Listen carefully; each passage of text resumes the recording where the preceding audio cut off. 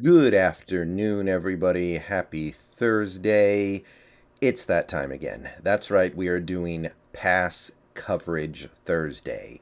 We're going to take a look at the individual defenders on this team and see how they're holding up in coverage overall. And after an interesting game against the Titans in terms of flow, there's going to be some slightly odd results here. So I wouldn't read a ton into these numbers yet, particularly at linebacker, because of some of the stuff that happened at the end of this game, the linebacker numbers are wacky right now. So I'll show you what I mean here. Bobby Wagner through 2 games has been targeted 17 times, and Jordan Brooks has been targeted 14 times. Now, most of Brooks's targets were against the Colts, in fairness, but Wagner got targeted like 12 times against the Titans. And that's because he got docked for, I believe, most of the checkdowns the Titans had on their game tying drive, because that's all they did. And Wagner was technically the closest player to the play on pretty much all those plays, so he got dinged a lot. And hard for me to put that on him when he's very clearly following his orders to play prevent defense, which was stupid. But anyway, nevertheless, numbers are numbers. He got targeted 17 times through 2 games, so 12 times, I believe, in the Titans game, and he gave up 10 completions against the Titans for 14 total. Only 127 yards, so he's not giving up a lot of yards per target. This is actually a pretty efficient and effective number of yards, given how many times he's been targeted, but yeah, it's not really what you like to see from a linebacker, especially, particularly when you know those short plays are still serving the offense well. And his QB rating allowed is 97.8. Brooks was targeted a few times in coverage against the Titans. I think he gave up 2 completions on 3 targets, up to 78 yards allowed in coverage. Still the 1 touchdown allowed, which hurts his numbers a little bit, but overall, I think he's doing fine. Daryl Taylor not targeted, Ballore not targeted, and Barton got targeted once against the Titans for a 14-yarder, and that gets him to 2 completions allowed for 22 yards through 2 games. Okay, so those are your linebackers. Cornerbacks is actually not bad.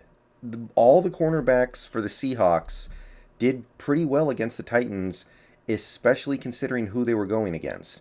Now, you could probably make an exception for Trey Flowers because he gave up a lot of yards. But as my video this morning laid out, those yards were not the thing that lost us this game.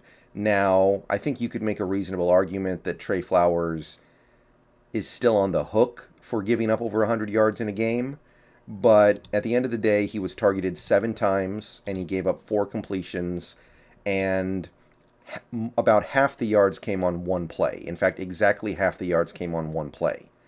So, I don't know. I don't know how to totally feel about his game individually. It's not particularly good, but given who he was going up against, I'm not too angry about it.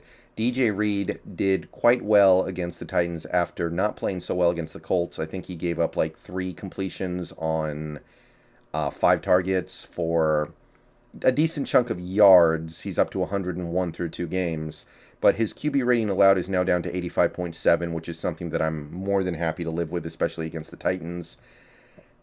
And our nickel corners are not really giving up much of anything, neither of them. Blair and Amati have both been targeted 4 times through 2 games. Blair's allowed 2 completions for 29 yards, QB rating of 74, very solid. And Amati's allowed 1 completion for 8 yards, 39.6 QB rating, which is exceptional. It's a small sample size, but it's pretty exceptional. And I know Blair was graded very poorly by PFF for that Titans game, and I know that overall he's not being regarded very well by the advanced metric community.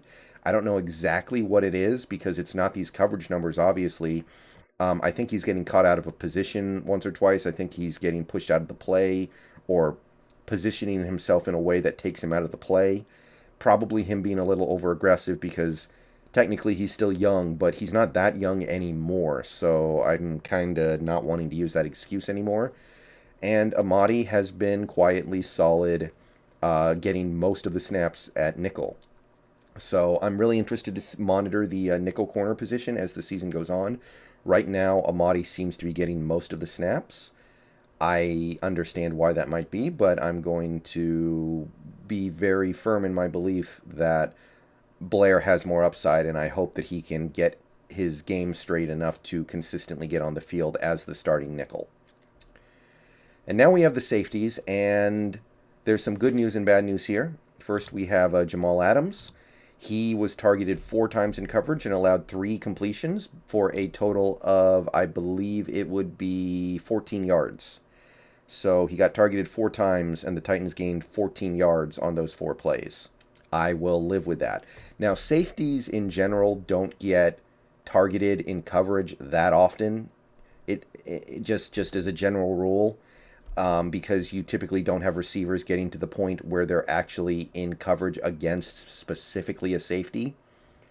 But nevertheless, 22 yards allowed in coverage for Jamal Adams through 2 games is good. And I know there are some people out there who are saying, I'm worried about Jamal, he's not making plays. And that's true, and we need him to make plays 100%.